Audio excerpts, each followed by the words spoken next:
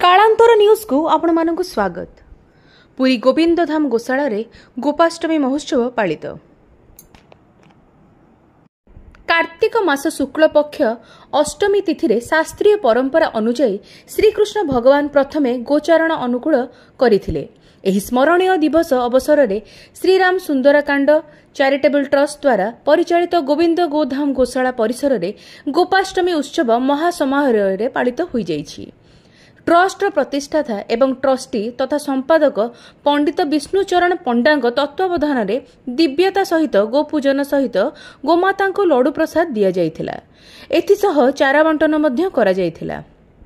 एही अवसर रे नेबल दास मठर महंत तथा श्री मंदिर परिचालना कमिटीर पूर्वतन सदस्य डॉक्टर रामचरण दास जी महाराज उपस्थित रही देशवासी को गो संदेश प्रदान करी कहिथिले घरे घरे गोशाला हेबा जरूरी। गोमूत्र रे कैंसर भली मारात्मक बेमारी भल हेबार संभावना रही। पूर्व काल रे प्रतिटी घरे 5टी शाला रहुथिला, यथा पाठशाला, पाकशाला, यज्ञशाला, भोजनशाला और गोशाला। वर्तमान पुनः घरे घरे गोशाला करिवार आवश्यकता रही। पंचगव्य और पंचामृत देवकार्यर आरंभ करी मनुष्यर समस्त हित साधना कार्य लगी थाए। 5 मिनिट गोमाता निकट शयन कले उच्च रक्तचाप कम होता है। एही उत्सव रे महिप्रकाश मठर महंत शुभानंद पुरी जिलार बीजेपी सभापति डॉक्टर देवेंद्रनाथ तराई, राज्य बीजेपी महिला मोर्चा सदस्या रंजिता पाढ़ी, सूचना लोकसंपर्क विभागर उपनिर्देशक संतोष कुमार सेठी, जिला शिशु सुरक्षा अधिकारी मनोज कुमार त्रिपाठी, जिला क्रीड़ा अधिकारी चंदन कुमार साहू प्रमुख अतिथि रूपे जोगदे गोपूजन भजन और कीर्तन रे सामिल होइथिले। कार्यक्रमटी वरिष्ठ संपादक विष्णुदत्त दास को प्रत्यक्ष तत्वावधान रे परिचालित होइथिला।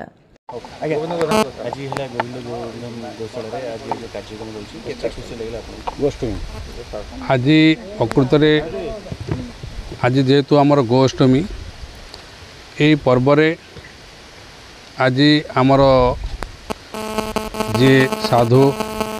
पुरी प्रतिष्ठाता साधु सी थिले एवं आमर जे यार प्रतिष्ठाता विष्णु भाई अच्छी मु आज ये आसीलु आम गोमाता मानकर सेवा उद्देश्य तेणु ये देखिलु गोमाता सेवाई जो माने एठी अनुष्ठान करिसंती बा जो माने एठी सेवक भाव में गोमातार अच्छी मुझे जानी खुशी हेली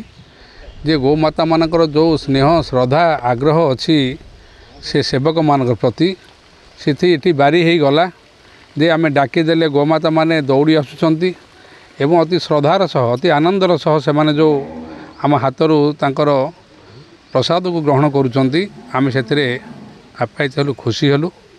एवं आशा करुच्ची ये अनुष्ठान निश्चित भाव में आगामी दिन में ये ओडिशा रे एक बृहत अनुष्ठान हम एवं मु आशा करी जेहेतु यहाँ आमरी ब्रह्मगिरी निर्वाचन मंडलीर गोटे अनुष्ठान ये अनुष्ठान को आम पारु पर्यंत समस्त जनसाधारण को निवेदन करुच्ची समस्त माँ मान को भौणी मान को निवेदन करुच्ची समस्त अकुंठ समर्थन साहाय्य सहयोग इठी रहू ये अनुष्ठान आगामी दिन में भारत वर्ष रे एक बृहत अनुष्ठान हो एति आशा करी आउ गोमाता मान निकट में प्रणम्य करुच्ची आज जे से माने हमको शक्ति दियंतु साहस दियंतु आमे केमती ए अंचलर सेवा करबा शुणु एठी जेहेतु ये अनुष्ठान है जदिव दीर्घ दिन धरिक अनुष्ठान है तेणु अतीत जो सरकार थिला से सरकार ये कहीं रास्ता करनथिला आम आज आश्चर्य होचु किंतु आमर मुख्यमंत्री निर्देश रे ए रास्तार कार्यक्रम को आगू नि एवं मु वर्तमान मध्य आमर जे पदाधिकारी उच्च पदाधिकारी जो मैंने अच्छा रास्ता दायित्व में आज पचारूली से अल्प दिन भितर ये रास्ता कार्यक्रम को करेंगे एवं रास्ता तो हम ता सहित अन्य आनुषंगिक कार्यक्रम करने मो मानसिक स्तर जो निष्पत्ति करी गलापर विभिन्न डिपार्टमेंट साथ बस आलोचना करी केमती यार और उन्नतीकरण कार्यक्रम हो पार से कथा को मु ध्यान देवी। पंडित विष्णुचरण पंडा प्रतिष्ठाता गोविंद गोधाम गोशाला आज ये आज को 11 वर्ष गोशाला चलती एटी 600 रु ऊर्ध्व गोवंश सेवा पाउछंती। आज मुख्य कार्यक्रम आज दिन में भगवान श्रीकृष्ण द्वापर जुगे माँ जशोदा आज्ञा नहीं आज दिन में गोचरण करने जाते तेणुक आज विशेष कार्यक्रम गोमाता गोटे जन्म उत्सव दिन बोली माना जाए। आज दिन में संपूर्ण भारत में जो सब गोसेवक मैंने अच्छा आम सनातन वैदिक हिंदू मैंने समस्ते घरे घरे गोमाता को पूजा करती आ प्रत्येक गोशाला आम ओडिशा और भारत वर्ष विभिन्न गोशाला आज दिन में यहाँ गोटे विशेष दिन आम आ गोमाता सेवा पूजा तो आज दिन में आम गोष्ठाष्टमी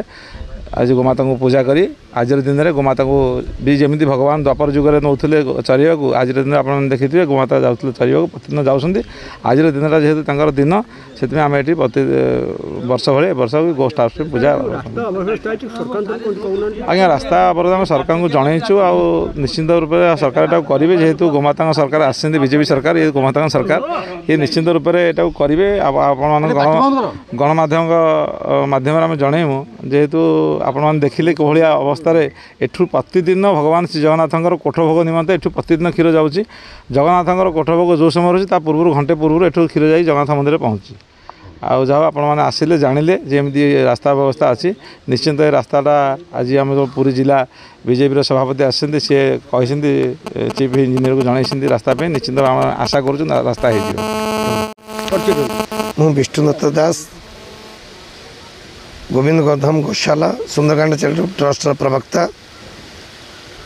आम दीर्घ वर्ष धरी गोष्ठाष्टमी एठार पालन करुचु एवं मूलतः एठी 21 एकर परिसीमा भितर आम विशाल गोशाला करी 500 रु ऊर्ध्व गोमाता सेवा करिवार सुजोग आमको मिली। पूरी जिला प्रशासन जोटा चिंता थिला रथयात्रा बैठक में आमर आलोचना है गोमाता माने केमती जीवे पर्यटक माने श्रद्धालु माने सुरक्षित रहिबे सहर भितर से समय रे मु प्रस्ताव देइथली जिला प्रशासन को बैठक रे जे जेते गोमाता अछंती समस्त की आपण सुरक्षित भाव में आम गोशाला को दिंतु आम तर सुरक्षित रहिबा स्वास्थ्य सेवा सबकि आम देखू से अनुसार आम अनुसार आम सेवा करने सहित एठी कौन सी प्रकार दुग्ध दही घी कौन सी बिक्री करा जाए नहीं कारण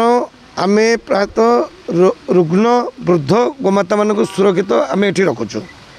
तेणुक जी दुग्ध बाहर श्रीमंदिर कोठभोग लोकनाथ मंदिर जम्बेश्वर मंदिर एवं असहाय